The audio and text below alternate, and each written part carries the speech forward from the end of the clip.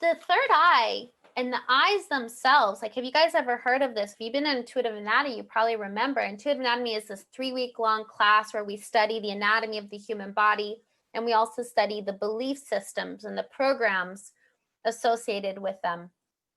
The eyes carry the energy of your soul.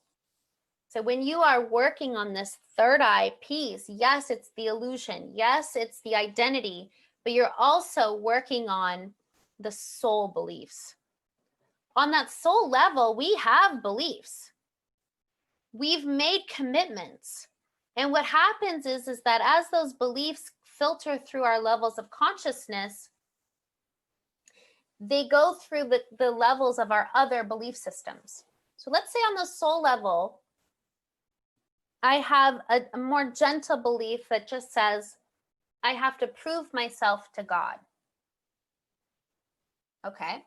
So on the soul level, I have that belief somewhere along the consciousness of my soul, got that program. But as that comes down into my other filters, it gets more intense. Because how do I prove myself? I prove myself through suffering. So I suffer in my human life to prove myself to God.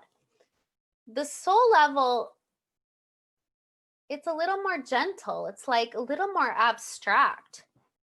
So when you're actually doing belief work on your soul level beliefs, it takes nuance. Well, why do you have to prove yourself to God?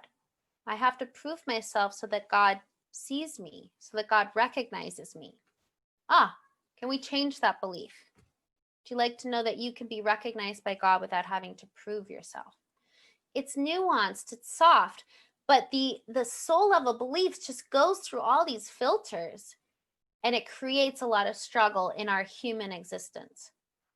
So we're going to be having to work on soul beliefs too. We can have human experience that affect us all the way to our soul level, that pierce us to the deepest aspects of ourselves. So we need to be able to reach into the soul level and also see why we are carrying these beliefs. And they're always spiritual beliefs. They're always beliefs about our, from my experience at least, our beliefs about love and our beliefs about God and being closer to God. Sometimes it goes into the identity of our soul, that it could go to the farthest reaches of what it means to actually be separate from God. Because what does separation ultimately give us? It gives us identity. That's the whole point, guys. It gives us identity. So if we were to imagine that beautiful, sparkling white light, everything is just energy. We have a fear of losing separation because we have a fear of becoming one. Because when we become one, we're no longer ourself. We're no longer our identity. And so there's this catch-22 that you will get to on these soul levels that just needs softening and tweaking. What if I can still be a unique spark of the creator without having to be separate?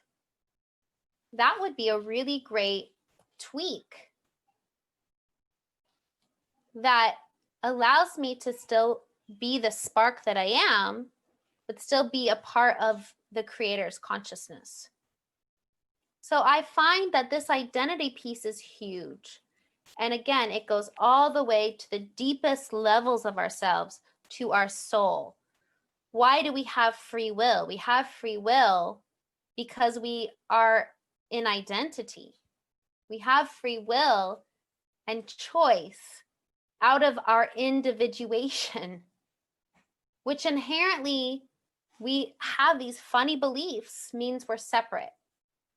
And this is where we need to work. Why does having free will, choice, why is being a unique spark mean I'm separate? It doesn't have to. And this is, again, where you're going to be doing really deep belief work. But inherently, these are some of the deep beliefs that I find people have when we talk about the soul level.